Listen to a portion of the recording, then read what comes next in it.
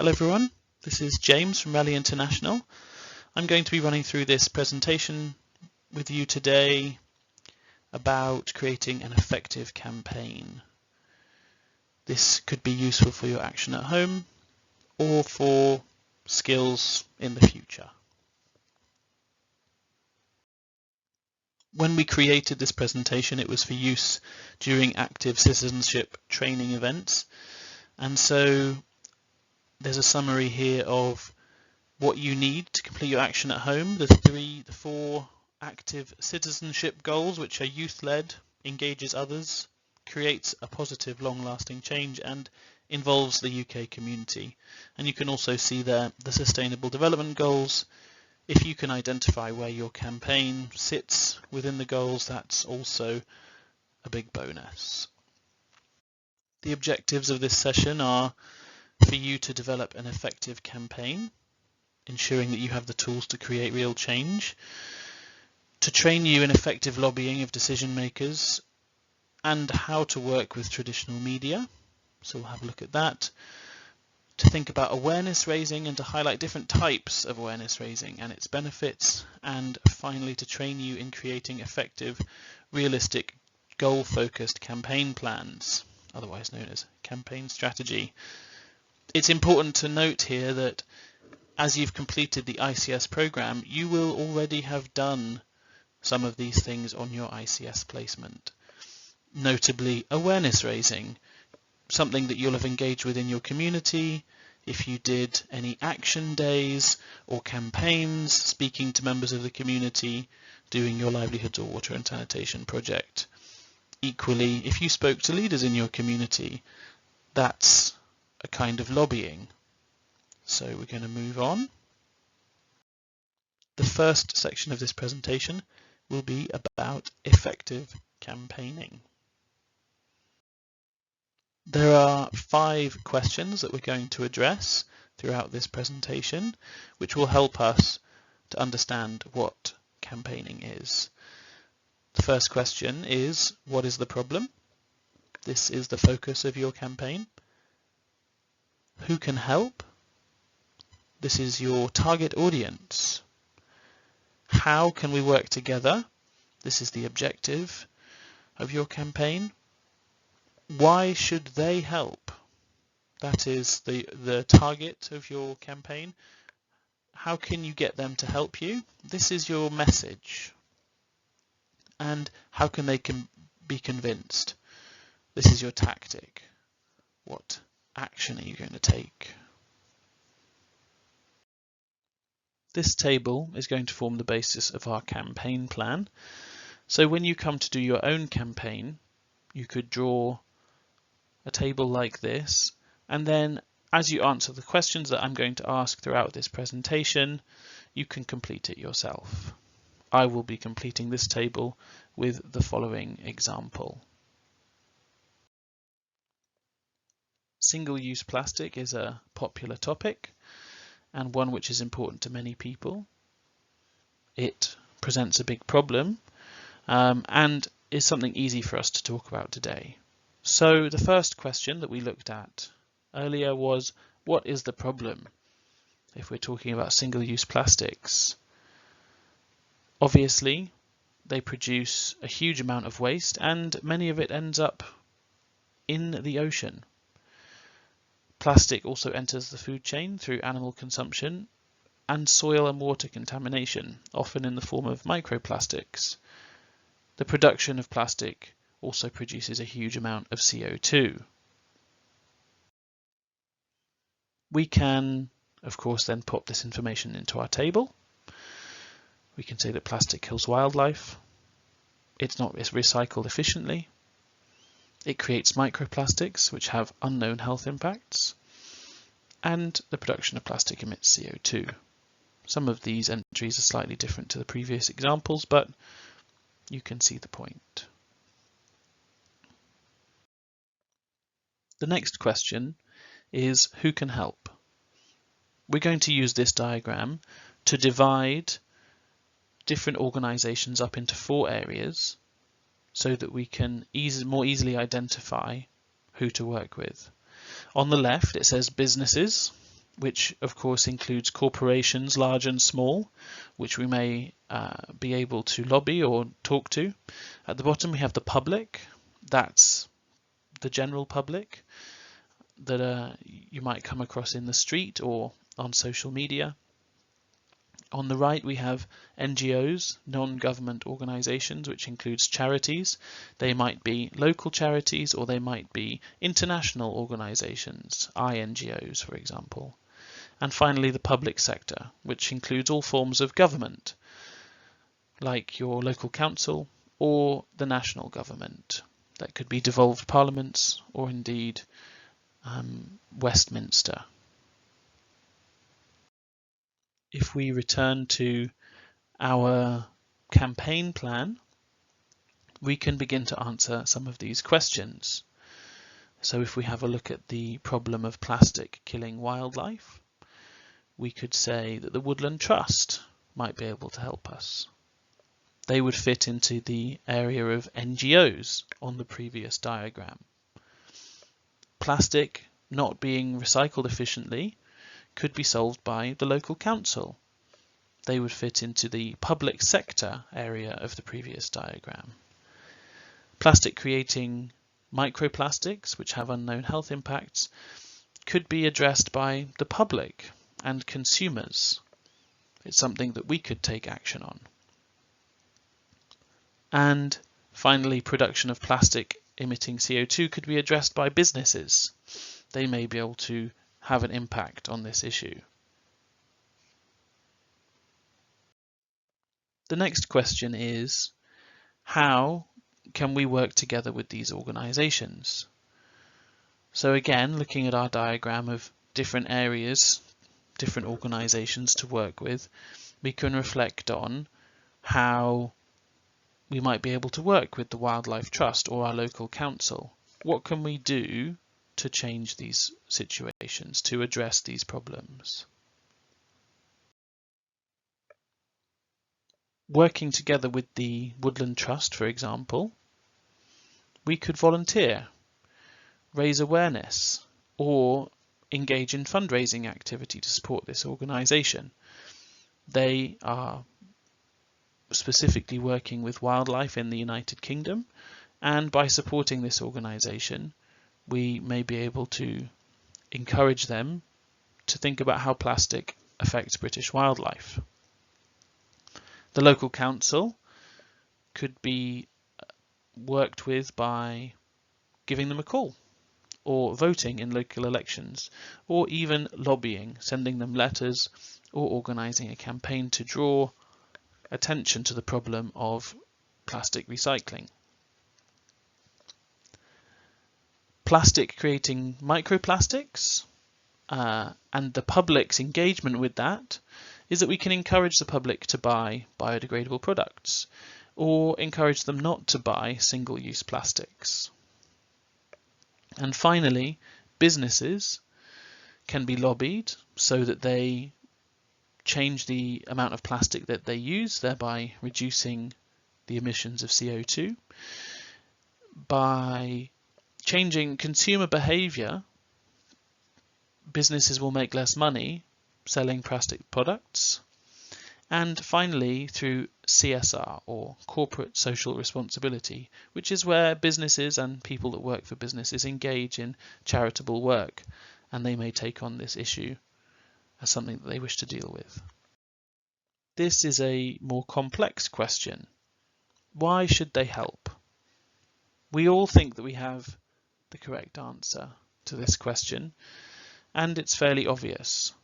If plastic is causing pollution and it's killing wildlife and increasing CO2 output across the world, which obviously has negative impacts on the environment, then the answer to this question is that it's the right thing to do. However, businesses, governments, and the public are not always interested in the right thing to do. And so we have to think more deeply about this question. What are the motivations that people have to do these things? On the following slide, there's a video which neatly summarizes an argument to this. This is a video of Debbie Dooley, who is a founding member of the Tea Party in the United States of America. The Tea Party is an ultra-conservative organization that campaigns for conservative issues, specifically targeting the Republican Party. Many Tea Party members are also members of the Republican Party. But Debbie Dooley is also an environmentalist, and in this video she talks about how to win over Republicans on the topic of renewable energy. You'll need to stop this presentation and watch the video on YouTube or follow the link on My Rally.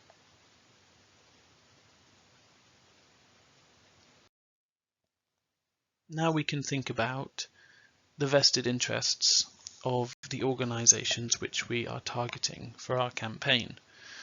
For an organisation like the Woodland Trust, their intentions are quite obvious. They're an NGO, and it's in their interest to engage with topics around wildlife. So that's nice and straightforward. For the local council, frankly, they want to be re-elected. And so if you can make this a key issue in your local area, then they may pay attention to it. For the public and consumers, we need to sell products to the public in order for the economy to work, and businesses are aware of that, so you can target that issue. And finally, some businesses are aware that if they engage with these issues, it's good for their image. People will like their brand more if they can see that that brand is engaging with an issue that they also identify with. The final question is, how can they be convinced? And this is the focus of this presentation: campaigns. There are two elements to a campaign. In the case of Martin Luther King and the Civil Rights Act, his campaign focused on changing the law, on passing the Civil Rights Act, which he was ultimately successful in doing. One of the most famous actions from Martin Luther King's campaign was, of course, the 1963 March in Washington and his "I Have a Dream" speech. Those actions were fundamental to achieving the goals of the campaign. But the focus of the campaign was changing the law. For our campaigns, we need to think about what actions will help us to achieve our goal. So in the case of plastic killing wildlife, a way to deal with that might be volunteer engagement, getting volunteers to come along and work with the Woodland Trust to address this issue. In terms of the local council, it could be as simple as voting in your local elections, or lobbying your council so that they change local legislation, or even going to meet your councillors. In the case of the public, campaigns like marches and direct action are the things that will grab their attention. There are many recent examples of this which we're going to look at later. And for businesses, a boycott or a campaign could also be effective. If you stop buying a product which a business sells, they will quickly pay attention and potentially change their behaviour. Here are three examples of campaigns that you might be familiar with and the actions associated with them. The People's Vote campaign, which focused on getting a second referendum for Brexit, is the campaign. The goal was the second referendum, but the action was the vote march, the People's Vote March in London. The next one down is the upskirting campaign, or rather the campaign to stop upskirting. The action was for example, the hashtag that was used on social media, Stop Skirting the Issue. But the objective of the campaign was to change the law, which was ultimately successful. The final campaign here is 1 million trees. The action for that is as simple as planting a tree. It says it in the name, indeed. There are a range of different ways that we can engage with these campaigns. Lots of different actions that we can take. You could start a fundraiser by going to Just Giving and creating a page for an issue that you care about. You could go to a march or write a letter to your MP. Many MPs also hold surgeries where you can speak to them. You can arrange to meet and discuss an issue which is important. You could hold a workshop in your college or school or in your workplace, or sign a petition. You can write an article for the newspaper, for your local newspaper, or for national newspapers. ICS has a form for completing press releases. There's an example of street art or artivism, which may be appropriate for your cause, and of course social media. You can organise group actions like litter picking or lobby the government. There are lots of different ways, and some of them are more appropriate for your action than others. You have now completed your action plan, so you can start to think about which of these actions you'd like to do. For the purposes of this presentation, we are going to focus on a particularly straightforward action, which will be lobbying decision makers. This is something that you may already have done in the past. If you've signed a petition, written a letter to your Member of Parliament, or engaged in other activity with the government or your local politicians. You can also lobby businesses, which are susceptible to campaigns from the public that might relate to the services or goods that they offer. So the two areas we'll be looking at here are the public sector and the corporate sector, or businesses.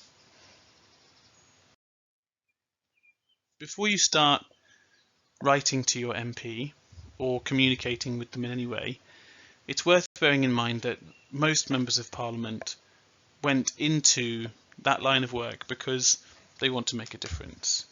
And although some of them seem to have made dubious decisions in the past, we should try to assume that they have the nation's best interests at heart. Here's a quote from David Cameron, who says, "People come here with huge passion for the issues they care about, and with great love for the constituencies that they represent. You can achieve a lot of things in politics and get a lot of things done." That's not to say that we should forgive MPs for their mistakes. They should be held accountable, and indeed the systems of power in place do that. But when communicating with them, let's try to assume that they have our best interests at heart. You can find out who your MP is at theyworkforyou.com. This also has a voting record, which shows you how your MP has voted in the past. Take this with a pinch of salt, as some MPs will vote against a bill if they think that the bill is not good enough. So they may in fact be in favour of a given problem, but feel that the bill doesn't go far enough in addressing that issue. There are three main ways of lobbying politicians. Those are meetings. You can often arrange a meeting with your local MP, or they sometimes call them surgeries. Or you can send an email or a letter to your MP to which they are obliged to respond. Or finally, you can sign a petition. Some MPs are busier than others, especially if they are in the cabinet. but you should be able to meet with your MP, and they will probably be happy to talk to you as a young person, because most of the time they will spend speaking to older members of their constituencies. If you choose to communicate with your MP or with your politicians through a petition, there are two options: the official petitions website or change.org. Each has its advantages and disadvantages. With the official petitions website, it's good for targeting political figures, and if you get more than 10,000 signatures, they are obliged to respond. And if you get more than 100,000 signatures, then there has to be a debate in the Houses of Parliament. It can be rejected if there's already a similar petition though, so make sure to do your due diligence before you start your petition. Change.org is good for lobbying any group or organisation, not just politicians. It's user-friendly and easy to set up. However, MPs are not obliged to pay attention to petitions on change.org. The media is another great way of lobbying politicians or businesses. ICS has prepared a press release form, which I will put a link to on my rally, which conveniently collects all of the local newspapers and sends them any information that you would like. So for example, if you're campaigning to reduce single-use plastics, you can fill out the press release form with all of the information about your campaign, type in your postcode, and the form will automatically send that information to all of the newspapers in your local area. It's extremely useful and powerful and saves a lot of work. It's hard to emphasize how great this tool is. So if you're interested in a campaign which gets public attention, then please make use of this tool.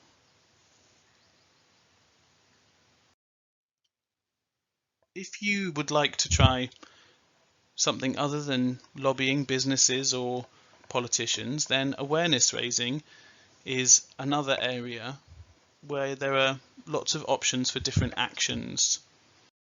This focuses on working with the public, so marches and demonstrations, and public action such as changing consumer behaviour are the sort of thing that you might focus on. Here are some examples from the top left: a demonstration or a march, a stand which is addressing issues with Brexit and universal credit. On the far right there's some artivism, Banksy's famous mural that he produced recently. In the bottom right there's somebody creating a video. You could produce content to post online or on social media. And finally, handing out leaflets in the street is another way of getting people's attention.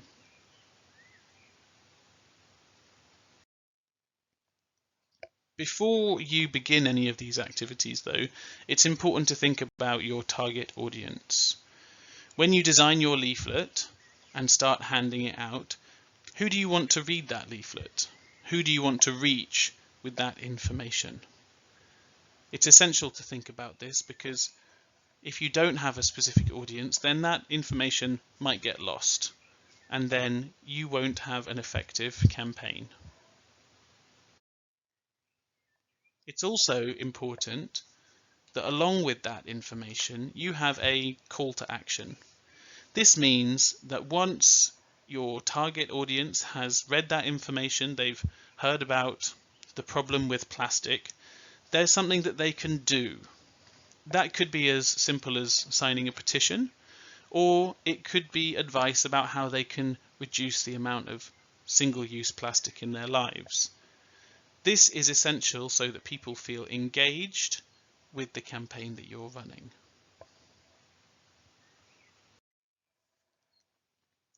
Impact is another important factor. Some campaigns are very effective, but not a lot of people hear about them. Maybe that doesn't matter. If you achieve your goal, you don't need lots of people to know what's happened. On the other hand, you may have a campaign that lots of people hear about, as in they have a high audience reach, but that campaign does not achieve its goal. The ALS Ice Bucket Challenge campaign was very, very successful in terms of the number of people that saw it. Millions of people across the globe participated, and it was very effective. Hundreds of millions of pounds were raised for this campaign, and you can see that it's far over to the right and high up on this graph. The People's Vote March that we mentioned earlier was not very effective, and you can see that it is much closer here to the y-axis, but lots of people did attend the march. It was very popular. Unfortunately, as we've now left the EU, you can see that the ultimate goal of this activity was not successful. An example of a negative impact on a campaign would be this action, which was by two members of Extinction Rebellion. They've now been rejected by Extinction Rebellion, who glued themselves to the top of a train in East London, alienating the working class from the Extinction Rebellion campaign, which is to address climate change. Quite a lot of people saw it, but not that many. And it actually damaged the Extinction Rebellion campaign, which is why this is on the left side of this y-axis. So when you are planning your action, this is something you need to think about. How many people do you want to reach? And do you want to achieve your goal? We can presume that the answer is, of course, yes. So, now that we've been through this process, it's time for you to create your own campaign plan.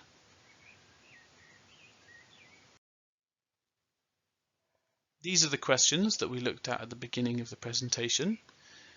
You can draw a table similar to the one that I showed you and go through each question, find an answer, and then choose an action. This can be used to complete your action at home or in the future for other campaigns. We have focused on lobbying and awareness raising because those are two actions that you can quite easily complete. If you have any further questions, then please don't hesitate to get in touch with us. And remember that your action at home should be youth-led, engage others, create a positive, long-lasting change, and involve the UK community. You only need to achieve 2 of these things, but if you get all 4, you could become a leader of change.